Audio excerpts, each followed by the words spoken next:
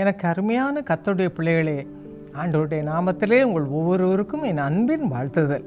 இன்றைக்கு நாம் தியானிக்க போகிற வேத வசனம் லேவியராகமம் 20ஆம் அதிகாரம் 24ஆம் வசனத்தை நாம் வாசிப்போமா?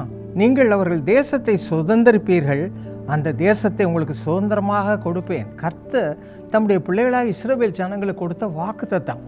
வாக்கு பண்ணினவர் உண்மை உள்ளவர், அவர் அப்படியே செய்வார் என்று வேதம் சொல்கிறது.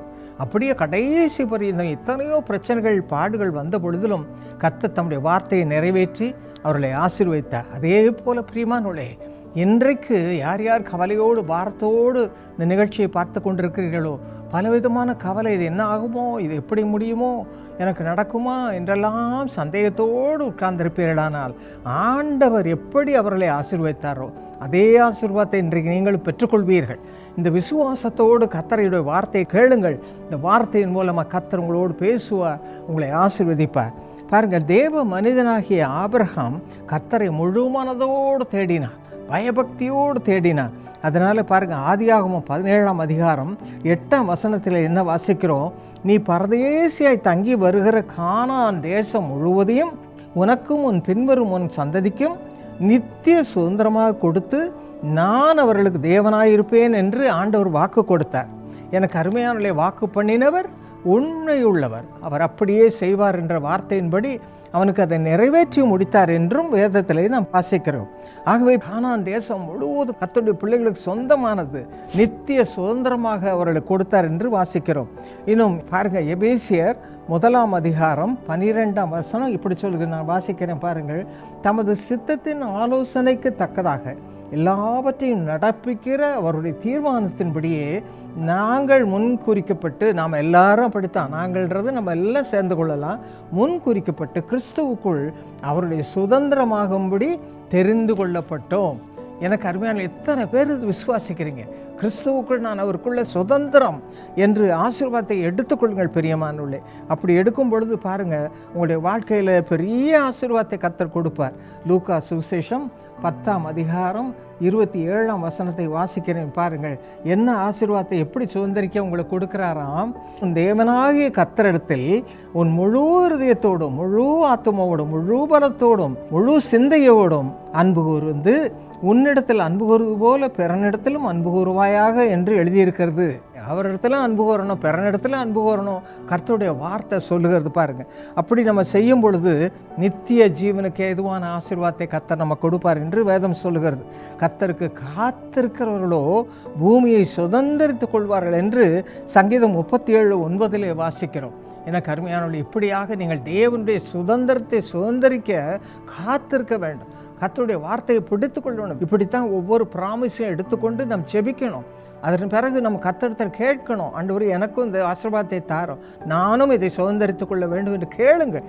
கேட்கிற எவனும் பெற்றுக்கொள்கிறான் என்று வேதம் சொல்லுகிறது. எனக்கு அருமையானவர்களே, இந்த நேரத்தில் நான் கேட்க போகிறோம், எனக்கு பரிபூர்ண சுதந்திரம், கர்த்தருடைய ஆசீர்வாதம் ஐஸ்வர்யத்தை தரும், அதனுடைய வேதனையை கூட்டார் என்றபடி தாரும் ஆண்டவரே என்று கேட்க போகிறோம். கேட்கலாமா? என்னோடு கேட்பீர்களா? வாருங்கள், நாம் ஜெபிப்போம். எங்கள் அருமை தகப்பனே, இந்த பிள்ளைகளுக்காக நானும் அன்றாடுகிறேன். ஆண்டவரே, நீர்தாமே என்ன சுதந்திரத்தை, என்ன ஆசீர்வாதத்தை, நித்திய ஜீவனுக்கு ஏதுவான ஆசீர்வாதங்களை நம்முடைய பிள்ளைகளுக்கு சேர்த்து வைத்திருக்கிறீரோ அதையெல்லாம் கொடும் ஆண்டவரே. அவர்களை ஆசீர்வாதம், நம்முடைய கரம் அவர்கள் மேல் வரட்டும். ஒவ்வொருவருக்கும் அந்த நித்திய ஜீவனுக்கு ஏதுவான ஆசீர்வாதத்தை பெற்றுக்கொள்ளும் கிருபையை தாரும். ஒருவராவது இந்த உலகத்தின் காரியங்கள் இழுத்து விடாதபடி நம்முடைய பிள்ளைகள் உம்மை கண்டிக்கொள்ள, உம்மை பற்றிக்கொள்ள இந்த ஆசீர்வாதத்தில் நிரப்பப்பட கிருபை தாரும். இயேசுவின் நாமத்தில் ஜெபிக்கிறோம் நல்ல பிதாவே, ஆமென். Dr. Peter Praveen, Mrs. Sheba, happy wedding anniversary, congratulations. கர்த்தர் உங்களை இந்த வருடத்திலே எல்லா தீங்குக்கும் விலக்கி காத்து ஆசீர்வாதத்தை தருவாராக. 1 நாளாகும் 4:10 நீங்கள் வேண்டிக் கொள்வதை கர்த்தர் அருளுவாராக. அப்பா, டாக்டர் பீட்டர் பிரவீன் எல்லா பிசாசின் கிரைகளும் மறையட்டும். அப்பா, அவர் ப்ராப்பர்ட்டி அவர் கையில் இருக்கட்டும், ஒரு குறையும் இல்லாமல் காப்பாற்றும். சோதரி ஷீபாவுக்கு நல்ல குரலை கொடுத்து வல்லமையாக உபயோகப்படுத்தும். டெபோரா ஸ்காலர்ஷிப் கிடைக்கட்டும் அப்பா, நிறைய மார்க்கை தாரும். டென்னிஸ் அற்புதராஜ், சகோதரி செல்வி டென்னிஸ் அவர்களுக்கு டிரான்ஸ்ஃபார்ம்ட் ஹார்ட்டை தாரும். இயேசுவின் நாமத்தில் ஆமென். God bless you. Ruth Charles பிள்ளை, உங்கள் அருமை தகப்பனார் மிஸ்டர் சார்ல்ஸ் பிள்ளை அவர்களுக்கு இன்று 65வது பிறந்த நாள். ஹாப்பி பர்த்டே பிரதர் சார்ல்ஸ் பிள்ளை. ஏசாயா 30:18 படி உங்களுக்கு இறங்கும்படி கர்த்தர் காத்திருப்பார், உங்கள் மேல் மனதுருகும்படி இழந்திருப்பார். கர்த்தர் நீதி செய்கிற தேவன், அவருக்கு காத்திருக்கிற அனைவரும் பாக்கியவான்கள். அப்பா, உமது மகனை சுகமாய் காப்பாற்றும். சகோதரி ஜெனிவியூ அவர்களுக்கும் குடும்ப வாழ்க்கையிலே பாக்கியம் உண்டாகட்டும். தீங்கு 2 பேரையும் தொடக்கூடாது. ரூத் சார்ல்ஸ் வேலையிலே உயர்ந்திருக்கட்டும் சுவாமி. ஏற்ற துணை மகளுக்கு தாரும். ஜெனிஃபர் படிப்பை ஆசீர்வதித்து உயர்ந்த ஸ்தானத்தை ஸ்தாபித்தார். இயேசுவின் நாமத்தில் ஆமென். God bless you. அருமையான சகோதரி விஜுலா ராஜன், அருமை மகன் ஜெபேஷ் ரெஜோவுக்கு இன்று பிறந்த நாள். Happy birthday. God bless you ஜெபேஷ் with long life.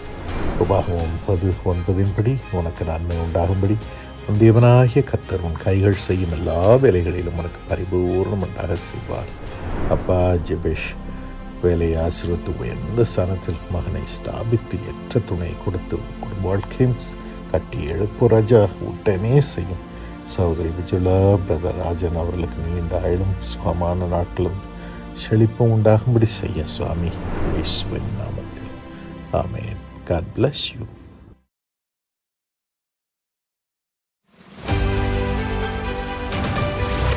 எனக்கு அருமையானவர்களே, பெதஸ்தா ஜெப மையம் கோயம்புத்தூரில் காருண்யா நகர் வளாகத்திலே செயல்பட்டு வருகிறது. அங்கு ஜூலை 11ஆம் தேதி சனிக்கிழமை, இந்த முறை சனிக்கிழமை மதியம் 2 மணிக்கு விசேஷித்த கூட்டம் நடைபெறப் போகிறது. அதில் நானும் சாமியல் தினகரனும் பங்கேற்க போகிறோம். வருகிற உங்கள் ஒவ்வொருவருக்காகவும் நாங்கள் ஜெபம் பண்ணுவோம். அதற்கு முன்பதாக ஆண்டவர் உங்களுக்கு கொடுக்கும் வார்த்தையை அறிவித்து அவருடைய வல்லமை உங்கள் மீது இறங்கும்படியாக உங்களோடு சேர்ந்து பிரார்த்தனை செய்ய போகிறோம். குடும்பமாக வாருங்கள்.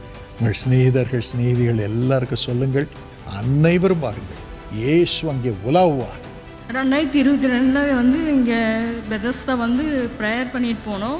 அப்போ நான் கடவுள் நம்பிக்கையோடு வந்தேன். எங்களுக்கு ஒரு குழந்தை கிடைக்கும்னு நினச்சேன். அதே மாதிரி அந்த வருஷம் கடைசியிலேயே நான் கர்ப்பம் தரித்தேன். 7 வருஷத்துக்கு பிறகு கர்த்தர் இந்த குழந்தையை கொடுத்திருக்கிறார். 2 பேர் 3 பேர் கூடினால் என் நாமத்தினாலே அங்கே இருப்பேன் என்று சொன்ன இயேசு தெய்வம் வருவார். உங்கள் நோய்களை அவர் நீக்குவார், பாரங்களை நீக்குவார், சண்டை சச்சரவுகளை நீக்குவார், பிசாசின் போராட்டங்களை நீக்குவார், தேவைகளை சந்திப்பார் என்று நான் நம்புகிறேன். அவர் சொன்னபடியே இதை செய்வார். மனுஷனால் அல்ல, தெய்வமே உங்களுக்கு செய்வார்.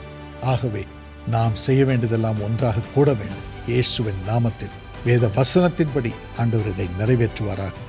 வாருங்கள், பாக்கியம் பெறுங்கள், நிறைவான பலனோடு திரும்பிச் செல்லுங்கள். காருண்யா நகர் வந்து செல்ல கோவை ரயில் நிலையம் மற்றும் காந்திபுரம் டவுன்ஹால் போன்ற பேருந்து நிலையங்களிலிருந்து சிறப்பு பேருந்து வசதிகள் செய்யப்பட்டுள்ளது.